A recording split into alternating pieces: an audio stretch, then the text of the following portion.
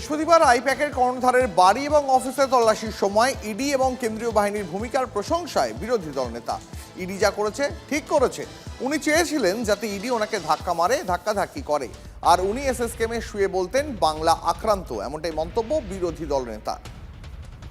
মুখ্যমন্ত্রী সেদিন কিভাবে কোমরে কাপড় গুজে ঝগড়া করার মতো যেভাবে তিনি গেলেন ওখানে, আমি ধন্যবাদ জানাবো ইডির লোকেদের আর সেন্ট্রাল ফোর্সকে। অনেকেই বলছেন কি হলো, প্রস্তুতির অভাব ছিল, ঢুকতে দেওয়া উচিত হয়নি। আমি বলেছি যা করেছে ইডি ঠিক করেছে। 21 সালে ভালো পায়ে ব্যান্ডেজ বেঁধেছিলেন কে? হুইল চেয়ারে চড়েছিলেন কে? সহানুভূতি দেখিয়ে ভোট নিতে চেয়েছেন। ওই দিন উনি চেয়েছিলেন যাতে ইডি উনাকে ধাক্কাধাক্কি করে, ইডির বিরুদ্ধে মামলাও করতেন, আর সাথে সাথে পিজি হসপিটাল যেখানে চোরেরা উঠবেন ওয়ার্ডে শুয়ে থাকে, এখানে মমতা ব্যানার্জি শুয়ে পড়তেন আর আপনাদের বলতেন বাংলা আক্রান্ত। ইডি ফাঁদে পা দেয়নি। হাইকোর্টে যে পিটিশন করেছে ইডি, 1 নম্বরে আসামি করেছে মমতা ব্যানার্জিকে। রাজীব কুমার মনোজ বর্মাকে আসামি করতে চেয়েছে। রুল 26 এ তদন্তে বাধা দেওয়া, সরকারি কাজে বাধা দেওয়ার জন্য তারা বিচার চেয়েছে, এফআইআর করতে চেয়েছে, মামলা সিবিআই কে হস্তান্তর করার আবেদন করেছে। মামলা হয়েছে, দেখা যাক না। মামলা তো চিফ জাস্টিস শুনতেই চাননি, সুপ্রিম কোর্টে গেছে। শুনানি হলে বোঝা যাবে কত ধানে কত চাল। ইডি ঠিক করেছে না ভুল করেছে। অমিত শাহর হুকুমে ইডি এসছে, নিজেরাই বিপদে পড়ে গেছে। না নোটিশ দিয়ে 7 বছরের পুরনো কেসে গেছে। আর এই কয়লা কাণ্ডে তো শুভেন্দু অধিকারীরও নাম আছে। শুভেন্দু অধিকারীকেও তো কৈফিয়ত দিতে হবে কয়লা কাণ্ডের যদি তদন্ত ঠিক করে হয়। যেদিন বিজেপি থাকবে না তখন এই শুভেন্দু অধিকারীকে, তার বিরুদ্ধে সব কটা দুর্নীতির তদন্ত হবে, নারদা, সারদা, কয়লা, গরু এবং জেল খাটতে হবে। আইপ্যাকের অফিসে ইডির অভিযান নিয়ে বিস্ফোরক কুণাল ঘোষ। ইডির অভিযান কার নির্দেশে, প্রশ্ন তুললেন কুণাল। একটি হোয়াটসঅ্যাপ চ্যাটকে হাতিয়ার করে কেন্দ্রকে নিশানা করেন তিনি। ইডির অভিযানে স্বরাষ্ট্র মন্ত্রকের হাত নেই তো, প্রশ্ন কুণালের। অভিযানের আগে দাদা সম্বোধন করে কাকে মেসেজ, প্রশ্ন কুণালের। এক হচ্ছে যে এই বিষয়টা, অর্থাৎ এই এই এই ইডির তল্লাশির বিষয়টা, এটা কেন্দ্রীয় স্বরাষ্ট্রমন্ত্রীর অফিস থেকে নিয়ন্ত্রিত হচ্ছে কিনা, এটা একটা বিষয়। 2 হচ্ছে এই গোটা বিষয়টা আবার দাদা বলে সম্বোধন করে কোনো ব্যক্তিকে সেটা জানানো হচ্ছে, কেউ জানিয়ে দিচ্ছেন, সেটাও একটা গুরুত্বপূর্ণ বিষয়। কারণ কোনো অফিসারকে জানালে দাদা শব্দটা লিখবেন না। দাদা শব্দটা সাধারণত কোনো রাজনৈতিক ব্যক্তির ক্ষেত্রেই কেউ প্রয়োগ করে থাকবেন। এই তথ্যটা যিনি দিচ্ছেন ইংরেজিতে লেখা, শুধু ওপরে ওই দাদা শব্দটা লেখা।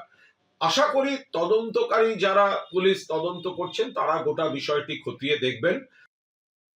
কেউ যদি কাউকে দাদা ভাই বলে সম্বোধন করেন এবং এটা যদি পূর্ব পরিকল্পিত রাজনৈতিক প্রতিহিংসাকে চরিতার্থ করবার মতো কোনো ঘটনা হয়, তাহলে কুণাল ঘোষের উচিত এই চ্যাট নিয়ে সুপ্রিম কোর্টে পৌঁছে যাওয়া, আদালতের দ্বারস্থ হওয়া।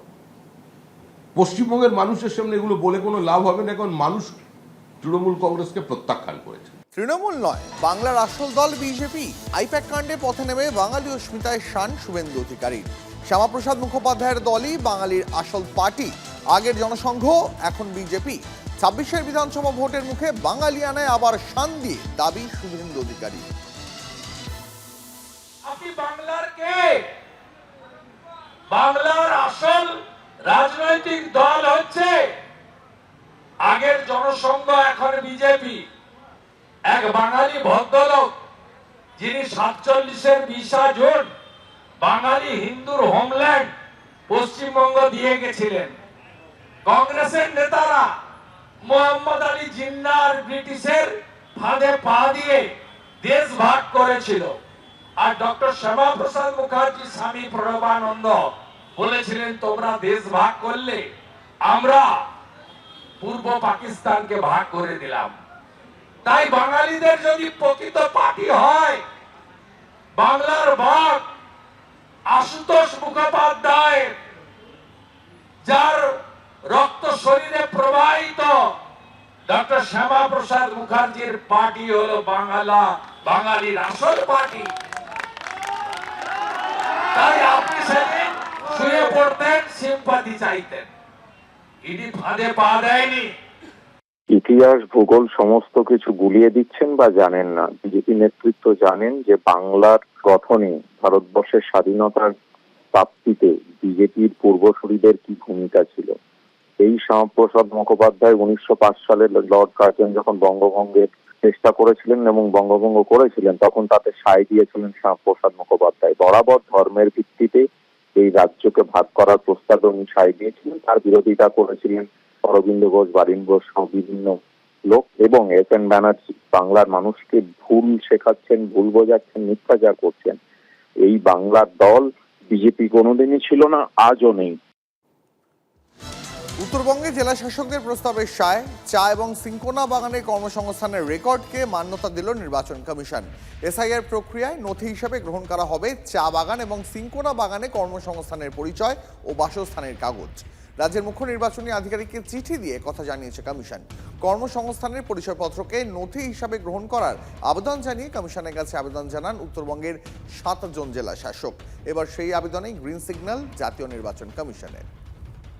এবার এসআইআর শুনানির নোটিশ পেলেন অবসরপ্রাপ্ত নৌসেনা প্রধানও। অবসরপ্রাপ্ত অ্যাডমিরাল অরুণ প্রকাশকে শুনানির নোটিশ নির্বাচন কমিশনের। সূত্রের খবর, বাড়ি থেকে প্রায় 18 কিলোমিটার দূরে শুনানির জন্য তাকে ডাকা হয়েছে। সমাজ মাধ্যমে পোস্ট করে নিজেই একথা জানিয়েছেন অবসরপ্রাপ্ত নৌসেনা প্রধান। শুধু প্রাক্তন নৌসেনা প্রধানই নয়, ডাকা হয়েছে তাঁর স্ত্রীকেও।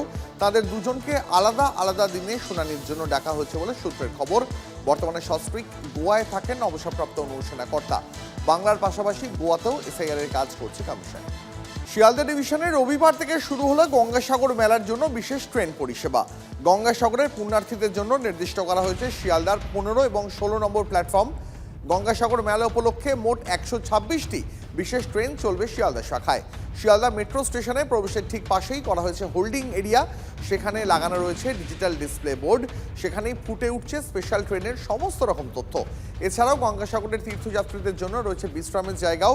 16 জানুয়ারি পর্যন্ত মিলবে এই বিশেষ ট্রেন পরিষেবা।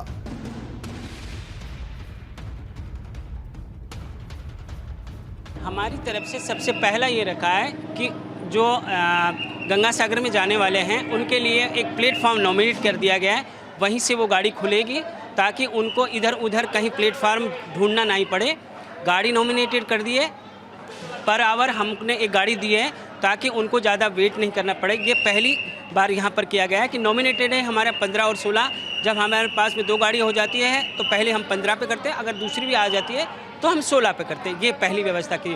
उनकी जो एंट्री गेट है वो एक बनाया गया ताकि सियालदा के जितने प्लेटफार्म है या एंट्री अंदर है उनको कहीं जाना नहीं पड़े कि कहाँ से गाड़ी जा रही है।